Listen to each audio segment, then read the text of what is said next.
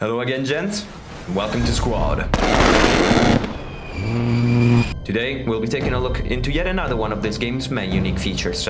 His impressive number of faction vehicles. Watch this shit, watch this shit, watch this shit. Front, go front. Weapons. Where's the barrel shred fucking square? Equipment. Another AD bike. Good shit. Holy shit! And how each and every single one can be used by the players in the many different maps. In short, the variety of the game. And without further ado, let's get into it. So, following what we said last time about the voice chat system,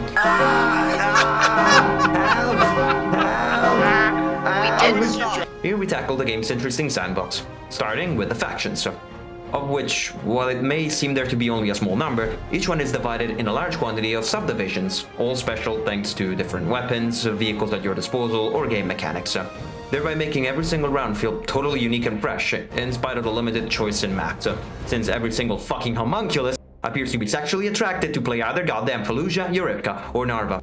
I swear it's like Roblox and supporting pedo boosting policies. The only time these aren't picked is probably because they're fucking available. And speaking of maps, which ones are the best? Well, in the wise words of Pliny the Elder. However, what can be said is that, objectively, most of these succeed in fitting the game modes offered, especially the game's holy trinity. Ass.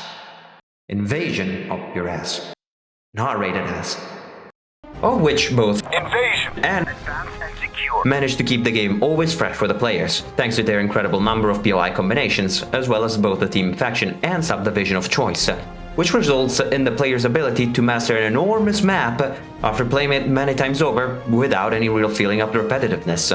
Really, the only maps that don't fit these game modes are Manikugan, Goose Bay, and motherfucking Talil. Also known as Tell Just Go Fuck Myself, I guess, since the infantry-oriented gameplay is hereby executed by firing squad in favor of vehicle combat.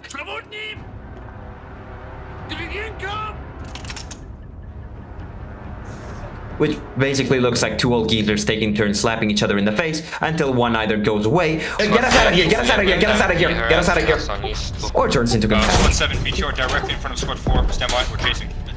Enemy BMP just passed. And as for the rest of the game mode,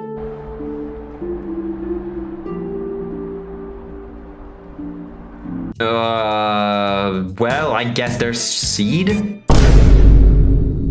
This game mode might be one of the most fun out there, especially if you have friends to play with.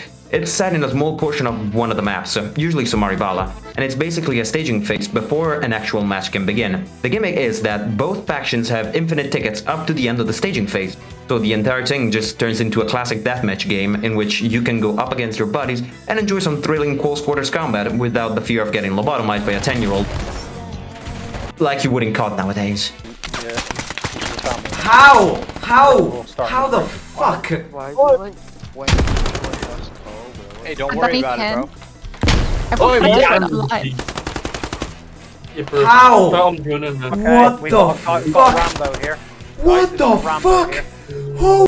Speaking of which, while COD has been well and truly Fortnite-ified, and Battlefield can't figure out how to make a good-looking, realistic skin anymore, cheese. Squad's in-game cosmetics are...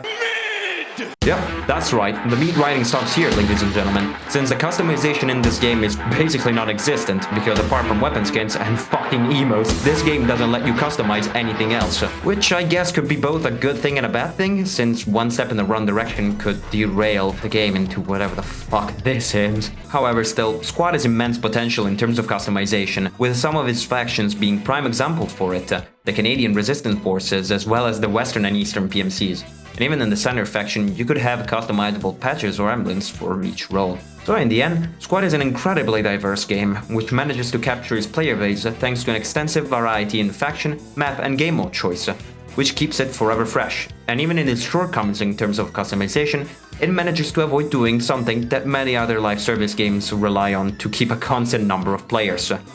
Having a fucking battle pass.